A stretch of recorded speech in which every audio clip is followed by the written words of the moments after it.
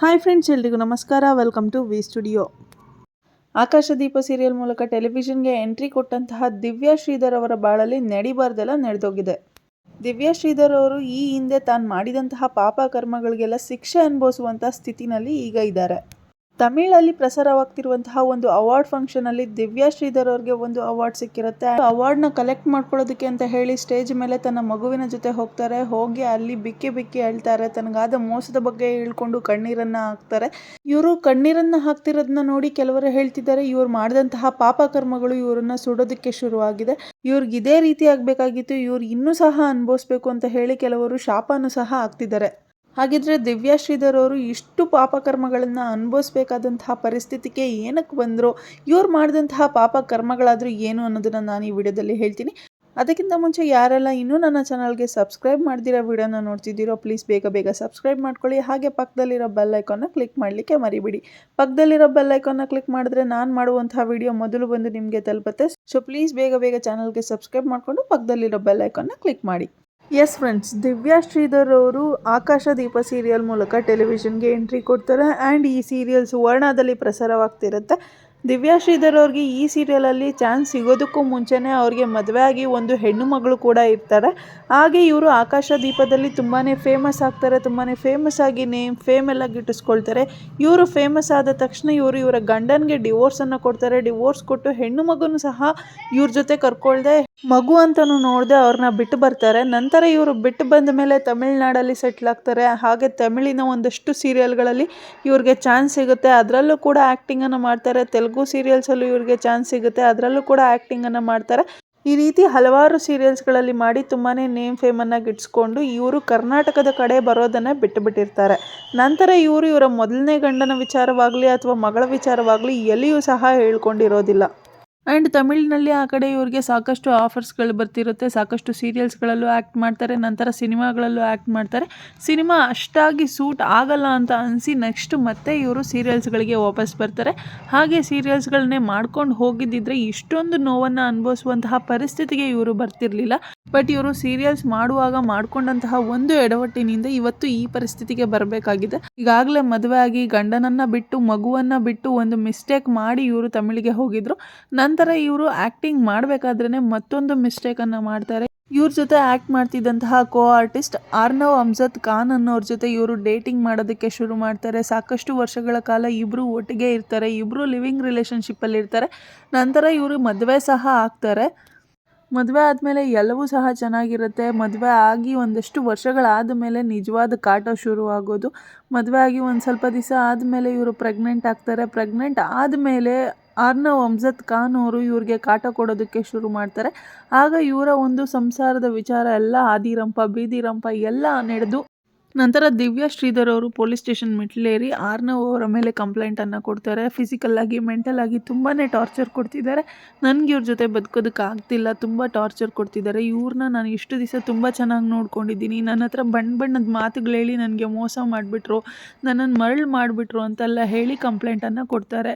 ಮದುವೆ ಆಗಿ ಒಂದು ಮಗು ಆದಮೇಲೆ ನನ್ನನ್ನು ಇವರು ಚೆನ್ನಾಗಿ ನೋಡ್ಕೋತಿಲ್ಲ, ಹೊಡಿತಿದ್ದಾರೆ, ಬಡಿತಿದ್ದಾರೆ, ನನ್ನ ಹರಾಜ್ ಮಾಡ್ತಿದ್ದಾರೆ ಅಂತ ಹೇಳಿ ಕಂಪ್ಲೇಂಟನ್ನು ರಿಜಿಸ್ಟರ್ ಮಾಡಿಸ್ತಾರೆ.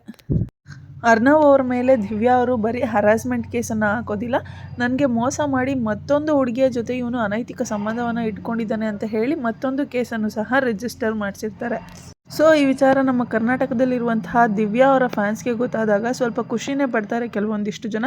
ಯಾಕೆ ಅಂತಂದರೆ ಇಲ್ಲಿದ್ದಂತಹ ಗಂಡನ ಮಗಳನ್ನು ಬಿಟ್ಟು ಹೋಗಿದ್ದೆ, ಆ ಕರ್ಮ ಇವಾಗ ನಿನ್ನನ್ನು ಕಾಡ್ತಿದೆ, ನೀನು ಇಲ್ಲಿರುವಂತಹ ನಿನ್ನ ಗಂಡನಿಗೆ ನಿನ್ನ ಮಗುಗೆ ಮೋಸ ಮಾಡಿ ಇವ್ರನ್ನ ಬಿಟ್ಟು ಹೋದೆ, ಈಗ ನಿಂಗೆ ಮೋಸ ಮಾಡೋನೊಬ್ಬನು ಬಂದಿದ್ದಾನೆ ಆದರೂ ಅಂತೆಲ್ಲ ಹೇಳಿ ಖುಷಿಪಟ್ಟರು. ಬಟ್ ಕೆಲವು ಜನ ಅಯ್ಯೋ ಪಾಪ ದೀಪ ಅವ್ರಿಗೆ ಹೀಗಾಗಬಾರ್ದಾಗಿತ್ತು ಅಂತ ಹೇಳಿದರು. ಯಾಕೆ ಅಂತಂದರೆ ಆಕಾಶದೀಪದಲ್ಲಿ ಇವರು ದೀಪ ಅನ್ನುವಂತಹ ಕ್ಯಾರೆಕ್ಟರ್ನ ಮಾಡಿದರು. ಸೊ ಇನ್ನೂ ಸಹ ದೀಪ ಅಂತಲೇ ಗುರುತಿಸ್ಕೊಂಡಿರುವಂತಹ ಇವ್ರನ್ನ ಕರ್ನಾಟಕದಲ್ಲಿ ದೀಪ ಅಂತಲೇ ಕರೀತಾರೆ. ಸೊ ದೀಪ ಅವ್ರಿಗೆ ಹೀಗಾಗಬಾರ್ದಾಗಿತ್ತು, ನಮ್ಮನೆ ಮಗಳಾಗಿದ್ದಂತಹ ದೀಪ ಅವ್ರಿಗೆ ಈ ಥರ ಮೋಸ ಯಾರೂ ಮಾಡಬಾರ್ದಾಗಿತ್ತು ಅಂತೆಲ್ಲ ಹೇಳಿ ಒಂದಷ್ಟು ಜನ ಕಮೆಂಟ್ಸ್ಗಳನ್ನು ಹಾಕ್ತಿದ್ರು. ಬಟ್ ಕರ್ಮ ಅನ್ನೋದು ಇವ್ರನ್ನ ಯಾವ ರೀತಿ ಕಾಡ್ತು ಅಂತಂದರೆ, ಇಲ್ಲಿ ಇವರು ಮೊದಲನೇ ಗಂಡನಿಗೆ ಹುಟ್ಟಿದಂತಹ ಹೆಣ್ಣು ಮಗುನ ಬಿಟ್ಟೋಗಿದ್ರು. ಬಟ್ ಇವ್ರಿಗೆ ಎರಡನೇ ಮಗು ಕೂಡ ಹೆಣ್ಣು ಮಗುನೇ ಆಗುತ್ತೆ. ಆ್ಯಂಡ್ ಆ ಹೆಣ್ಣು ಮಗುನ ನೋಡ್ಕೊಳೋದಕ್ಕೆ ಒಂದು ಗಂಡು ಸಹ ದಿಕ್ಕಿರೋದಿಲ್ಲ. ಆ್ಯಂಡ್ ಇವರು ತಂದೆ ತಾಯಿ ಜೊತೆ ಕೂಡ ಸಂಪರ್ಕವನ್ನು ಕಳೆದುಕೊಂಡು ತಮಿಳ್ನಾಡಲ್ಲಿ ಸ್ಟೇ ಆಗಿರ್ತಾರೆ. ಅಲ್ಲಿ ಇವ್ರಿಗೆ ಗೊತ್ತಿರೋರು ಯಾರೂ ಇಲ್ಲದೆ ಇರೋ ಕಾರಣ ಜಸ್ಟ್ ಎಲ್ಲರೂ ಇಂಡಸ್ಟ್ರಿನಲ್ಲಿ ಫ್ರೆಂಡ್ಸ್ ಆಗಿದ್ದವರು ಅಷ್ಟೇ, ಬಟ್ ಫ್ಯಾಮಿಲಿ ಮೆಂಬರ್ಸ್ ಅಂತ ಯಾರೂ ಸಹ ಇರೋದಿಲ್ಲ ಇವ್ರಿಗೆ. ಸೊ ಆ ಕಾರಣಕ್ಕಾಗಿ ಯಾರೂ ಹೆಲ್ಪ್ ಮಾಡೋದಕ್ಕೂ ಹೋಗಲ್ಲ. ಇವರ ಲೈಕ್ ಪ್ರೆಗ್ನೆನ್ಸಿ ಟೈಮಲ್ಲಿ ಆಗಿರ್ಬೋದು ಅಥವಾ ಡೆಲಿವರಿ ಟೈಮಲ್ಲಿ ಆಗಿರ್ಬೋದು, ಯಾರೂ ಕೂಡ ಹೆಲ್ಪ್ ಮಾಡೋದಕ್ಕೆ ಹೋಗೋದಿಲ್ಲ.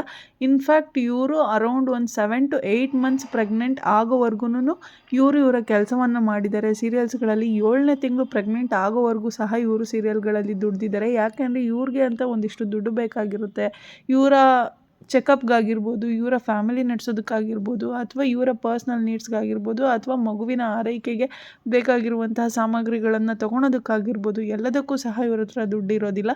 ಇವ್ರ ಹತ್ರ ಇಷ್ಟು ವರ್ಷಗಳ ಕಾಲ ಇಂಡಸ್ಟ್ರಿನಲ್ಲಿ ಇದ್ದು ಸಂಪಾದಿಸಿದ ದುಡ್ಡನ್ನೆಲ್ಲ ತೊಗೊಂಡೋಗಿ ಅರ್ಣವ್ ಅವರ ಕೈಯಲ್ಲಿ ಕೊಟ್ಟಿರ್ತಾರೆ. ಅವರು ದುಡ್ಡನ್ನೆಲ್ಲ ಎತ್ಕೊಂಡು ಇವ್ರಿಗೆ ಮೋಸ ಮಾಡಿ ಹೋಗಿರ್ತಾರೆ. ಸೊ ಫೈನಾನ್ಷಿಯಲಿ ತುಂಬಾ ಪ್ರಾಬ್ಲಮ್ ಇರುವಂತಹ ಕಾರಣಕ್ಕಾಗಿ ಇವರು 7 to 8 ಮಂತ್ಸ್ ಪ್ರೆಗ್ನೆಂಟ್ ಆಗೋವರೆಗೂ ಸಹ ಇಂಡಸ್ಟ್ರಿಯಲ್ಲಿ ಕೆಲಸವನ್ನು ಮಾಡಿರ್ತಾರೆ, ಸೀರಿಯಲ್ಸ್ಗಳಲ್ಲಿ ವರ್ಕ್ ಮಾಡಿರ್ತಾರೆ. ಯಾವುದಾದ್ರು ಆ್ಯಡ್ ಶೂಟ್ ಇದ್ದರೂ ಕೂಡ ಅದರಲ್ಲೆಲ್ಲ ವರ್ಕ್ ಮಾಡಿರ್ತಾರೆ. ನಂತರ ಇವರು ಡೆಲಿವರಿ ಆದಮೇಲೂ ಸಹ 1 ತಿಂಗಳು 2 ತಿಂಗಳು ರೆಸ್ಟ್ ಮಾಡಿ ಮತ್ತೆ ಕೆಲಸಕ್ಕೆ ಹೋಗ್ತಾರೆ. ಸೀರಿಯಲ್ಸ್ಗಳಲ್ಲಿ ಆ್ಯಕ್ಟಿಂಗನ್ನು ಮಾಡೋದಕ್ಕೆ ಶುರು ಮಾಡ್ತಾರೆ. ಯಾಕೆ ಅಂತಂದರೆ ಅವ್ರಿಗೆ ಹೋಗೋದಕ್ಕೆ ಇಷ್ಟ ಇಲ್ಲ ಅಂತಂದ್ರೂ ಹೋಗಲೇಬೇಕಾಗಿರುತ್ತೆ. ಆ ಮಗುನ ನೋಡ್ಕೋಬೇಕು ಅಂತಂದರೆ ಇವರು ಆ್ಯಕ್ಟಿಂಗ್ ಮಾಡಲೇಬೇಕು. ಆ್ಯಕ್ಟಿಂಗ್ ಬಿಟ್ಟರೆ ಬೇರೆ ಪ್ರಪಂಚ ಇವ್ರಿಗೆ ಗೊತ್ತಿರಲ್ಲ.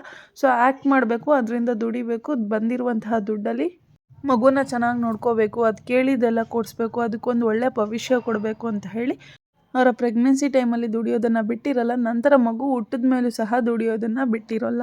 ಒಂದು ಸೀರಿಯಲ್ ಹಿಟ್ ಆಯಿತು, ನಾವು ತುಂಬ ಫೇಮಸ್ ಆದ್ರಿ ಅಂದಿದ ತಕ್ಷಣ ಇರೋ ಸಂಸಾರನ ಬಿಟ್ಟು ಇನ್ನೊಬ್ಬರ ಜೊತೆ ಹೋದಾಗ ಯಾವ ರೀತಿ ಕಷ್ಟಗಳನ್ನೆಲ್ಲ ನಾವು ಅನುಭವಿಸ್ಬೇಕಾಗುತ್ತೆ ಅನ್ನೋದನ್ನು ನಾವು ದಿವ್ಯಾ ಶ್ರೀಧರ್ ಅವ್ರನ್ನ ನೋಡಿ ಕಲಿಬೋದು. ಒಂದು ಹೆಣ್ಣು ಮಗು ಅಂತಲೂ ನೋಡದೆ ತನ್ನ ಮೊದಲನ ಮಗುನ ಬಿಟ್ಟು ಬಂದಿರ್ತಾರೆ. ಈ ಕಡೆ 2ನೇ ಮಗು ಸಹ ಹೆಣ್ಣೆ ಆಗುತ್ತೆ. ಸೊ ನೋಡಿ, ಇದಕ್ಕೆ ಹೇಳೋದು ಕರ್ಮ ರಿಟರ್ನ್ಸ್ ಅಂತ ಹೇಳಿ. ಅಲ್ಲಿ ಹೆಣ್ಮಗುನ ನೋಡ್ಕೊಳಕ್ಕಾಗಲ್ಲ ಅಂತ ಬಿಟ್ಟು ಬರ್ತಾರೆ. ಬಟ್ ಇಲ್ಲಿ ಅದೇ ಹೆಣ್ಮಗುಗೋಸ್ಕರನೇ ಇವರು ಪ್ರೆಗ್ನೆಂಟ್ ಆದಾಗಲೂ ದುಡಿತಾರೆ. ನಂತರ ಮಗುವಾಗಿ ಕೇವಲ 1-2 ತಿಂಗಳಿಗೆ ಮತ್ತೆ ದುಡಿಯೋದಕ್ಕೆ ಸ್ಟಾರ್ಟ್ ಮಾಡ್ತಾರೆ. ಸೊ ಈ ರೀತಿ ಅನುಭವಿಸಿದಂತಹ ಎಲ್ಲ ಕಷ್ಟಗಳನ್ನು ಹೇಳಿಕೊಂಡು ನಾನು ಮೋಸ ಹೋಗ್ಬಿಟ್ಟೆ, ನಾನು ಈ ರೀತಿ ಆಗಬಾರ್ದಾಗಿತ್ತು ಅಂತ ಹೇಳಿ ತನ್ನ ಇವಾಗಿರುವಂತಹ ಹೆಣ್ಣು ಮಗುನ ಅಂದರೆ 2ನೇ ಗಂಡನಿಗೆ ಹುಟ್ಟಿದಂತಹ 2ನೇ ಮಗುನ ಸ್ಟೇಜ್ ಮೇಲೆ ನಿಲ್ಲಿಸ್ಕೊಂಡು ನಾನು ಈ ರೀತಿ ಮೋಸ ಹೋಗಬಾರ್ದಾಗಿತ್ತು ಅಂತ ಹೇಳಿ ಕಣ್ಣೀರು ಹಾಕಿದ್ದಾರೆ. ಹಾಗೆ ಇವಳು ಭವಿಷ್ಯಕ್ಕೋಸ್ಕರ ನಾನು ಏನು ಬೇಕಾದ್ರೂ ಮಾಡ್ತೀನಿ, ಇನ್ನೂ ಎಷ್ಟು ವರ್ಷಗಳು ಬೇಕಾದ್ರೂ ಸಹ ನಾನು ದುಡಿತೀನಿ ಅಂತ ಆಕಾಶ ದೀಪ ಸೀರಿಯಲ್ ಖ್ಯಾತಿಯ ದಿವ್ಯಾ ಶ್ರೀಧರ್ ಅವರು ಸ್ಟೇಜ್ ಮೇಲೆ ನಿಂತ್ಕೊಂಡು ಕಣ್ಣೀರು ಸುರಿಸ್ತಾ ಮಾತಾಡಿದ್ದಾರೆ. ಇದಕ್ಕೆ ಒಂದಿಷ್ಟು ಜನ ಅಯ್ಯೋ ಪಾಪ ಅಂತಲೂ ಸಹ ಅಂತಿದ್ದಾರೆ. ಆ್ಯಂಡ್ ಇನ್ನೊಂದಷ್ಟು ಜನ ಇವಳಿಗೆ ಹಿಂಗಾಗಬೇಕಾಗಿತ್ತು, ಹಿಂಗಾಗಿದ್ದೇ ಸರಿ ಹೋಯಿತು, ಹಳೆ ಗಂಡನ ಮತ್ತು ಮಗುನ ಬಿಟ್ಟು ಬಂದಿದ್ದಕ್ಕೆ ಇವಳಿಗೆ ಈ ರೀತಿ ಆಗಿರೋದೇ ಸರಿ. ಒಬ್ಬರನ್ನ ಬಿಟ್ಟು ಹೋದಾಗ ಏನು ನೋವಾಗುತ್ತೆ, ಏನು ಸಂಕಟ ಆಗುತ್ತೆ, ಆ್ಯಂಡ್ ಅವರು ಆ ಲೈಫಲ್ಲಿ ಏನೇನೆಲ್ಲ ಅನುಭವಿಸ್ಬೇಕಾಗುತ್ತೆ ಅದೆಲ್ಲವೂ ಸಹ ಈಗ ಇವ್ರಿಗೆ ಅರ್ಥ ಆಗಿರುತ್ತೆ ಅಂತ ಒಂದಿಷ್ಟು ಜನ ಕಮೆಂಟ್ಸ್ಗಳನ್ನು ಹಾಕ್ತಿದ್ದಾರೆ. ಸೊ ನಿಮ್ಗೆ ಏನು ಅನಿಸುತ್ತೆ ಫ್ರೆಂಡ್ಸ್? ನಾವಿರೋದು ಕಲಿಯುಗದಲ್ಲಿ, ಇಂತಹ ಕಲಿಯುಗದಲ್ಲಿ ನಾವು ಮಾಡಿದಂತಹ ಪಾಪ ಕರ್ಮಗಳನ್ನ ನಾವೇ ಅನುಭವಿಸ್ಬೇಕು ಅನ್ನೋದು ಎಷ್ಟರ ಮಟ್ಟಕ್ಕೆ ಸತ್ಯ ಅನ್ನೋದನ್ನು ಕಮೆಂಟ್ ಸೆಕ್ಷನಲ್ಲಿ ತಿಳಿಸಿ. ಈ ರೀತಿಯಾದಂತಹ ಎಕ್ಸಾಂಪಲ್ಸ್ಗಳೆಲ್ಲ ಅವಾಗವಾಗ ಆಗ್ತಿರಬೇಕು ಅನ್ನೋದು ನನ್ನ ಆಶಯ. ಯಾಕೆಂದರೆ ಇಂಥವ್ರನ್ನ ನೋಡಿ ಆದರೂ ಮತ್ತೊಂದಿಷ್ಟು ಜನ ಪಾಠ ಕಲಿತಾರೆ. ಈಗಿನ ಸೆಲೆಬ್ರಿಟೀಸ್ಗಳಂತೂ ಹೇಳೋದೇ ಬೇಡ, 3 ದಿವಸಕ್ಕೆ ಮದುವೆ ಆಗ್ತಾರೆ, 4ನೇ ದಿವಸಕ್ಕೆ ಡಿವೋರ್ಸ್ ಅಂತ ನಿಂತಿರ್ತಾರೆ. ಸೊ ಅಂಥವರೆಲ್ಲ ಇವ್ರ ಲೈಫಲ್ಲಿ ಆದಂತಹ ಘಟನೆಗಳನ್ನೆಲ್ಲ ನೋಡಿ ಕಲಿಯೋದು ಸಾಕಷ್ಟು ಇರುತ್ತೆ. ಈ ವಿಡಿಯೋ ಬಗ್ಗೆ ನಿಮ್ಮ ಅಭಿಪ್ರಾಯ ಏನು ಅನ್ನೋದನ್ನು ಕಮೆಂಟ್ ಸೆಕ್ಷನಲ್ಲಿ ತಿಳಿಸಿ. ವಿಡಿಯೋ ಇಷ್ಟ ಆಗಿದ್ರೆ ಲೈಕ್ ಮಾಡಿ, ಶೇರ್ ಮಾಡಿ, ಕಮೆಂಟ್ ಮಾಡಿ.